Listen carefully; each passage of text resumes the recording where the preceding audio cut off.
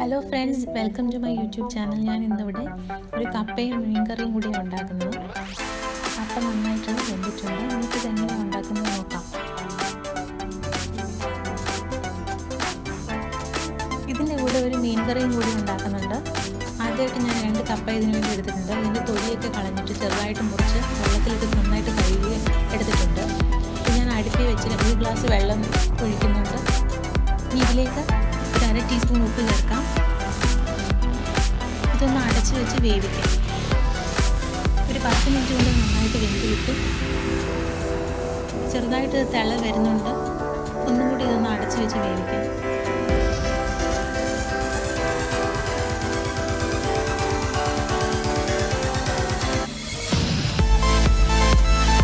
നന്നായിട്ട് തിളച്ച് വന്നിട്ടുണ്ട്. വെന്തിട്ടുണ്ട്. ഇനി നമുക്കിത് വെള്ളത്തിൽ നിന്ന് ഊറ്റിയെടുക്കാം.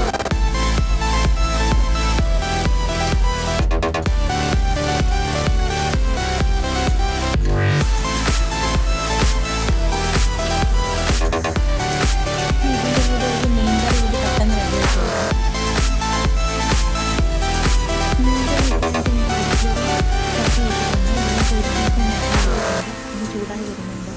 ഇനി ഇതിലേക്ക് 1/2 ടീസ്പൂൺ ഉലുവ ചേർക്കാം. ഉലുവ ഒന്ന് മൂത്ത് വന്നതിന് ശേഷം ബാക്കി ചേരുവകൾ ചേർക്കാം. ഇനി ഇതിലേക്ക് 2 വറ്റൽമുളക് ചേർക്കാം. ചെറുതായി അരിഞ്ഞു വെച്ചിരിക്കുന്ന സവാള,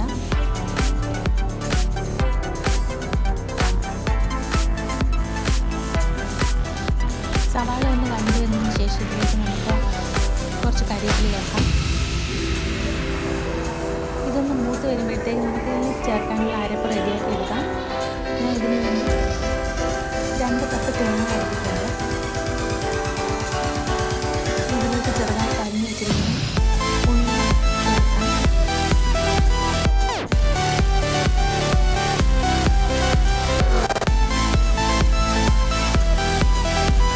ചെറുതായി അരിഞ്ഞ് വെച്ചിരിക്കുന്നു ഇഞ്ചി, വെളുത്തുള്ളി,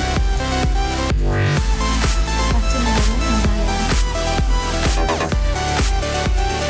ഇനി ഇതിലേക്ക് മസാല ചേർക്കാം. 1/2 ടീസ്പൂൺ മല്ലിപ്പൊടി, 2 ടീസ്പൂൺ മുളക് പൊടി,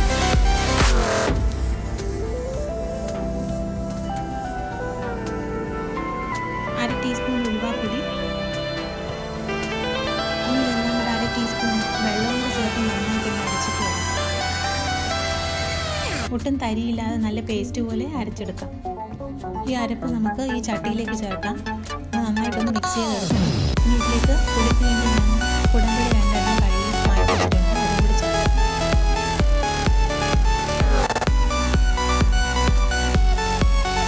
ഇനി ഇത് 2 മിനിറ്റ് നേരത്തേക്ക് തിളക്കാനായിട്ടൊന്ന് അടച്ച് വെക്കും.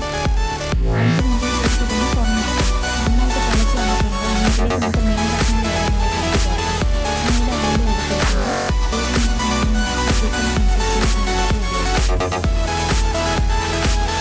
മീൻ കഷ്ണങ്ങൾ ചേർത്ത് നന്നായിട്ടൊന്ന് മിക്സ് ചെയ്തിട്ട് ഇതൊന്ന് വീണ്ടും അടച്ച് വെച്ച് വേവിച്ചെടുക്കാം. ഒരു 10 മിനിറ്റ് നേരം കൊണ്ട് വെന്ത് കിട്ടും. ഇത് നന്നായിട്ട് തിളച്ചിട്ടുണ്ട്. ഈ മീൻകറി ഒന്നുകൂടി കുറുകി വരണമെങ്കിൽ 2 മിനിറ്റ് കൂടി ചെറിയ തീയിൽ തന്നെ ഇടാം. അപ്പോൾ ഇത് റെഡി ആയിട്ടുണ്ട്. ഞാൻ ഇതൊരു പാത്രത്തിലേക്ക് മാറ്റുക. അപ്പം നമ്മൾ കപ്പയുടെ കൂടെ കഴിക്കാൻ പറ്റിയ ഒരു കോമ്പിനേഷൻ. ഇതെല്ലാവരും ഇത് വീട്ടിൽ ട്രൈ ചെയ്ത് നോക്കണം. ലൈക്ക് ചെയ്യാനും കമൻറ്റ് ചെയ്യാനും ഷെയർ ചെയ്യാനും മറക്കരുത്. Thanks for watching.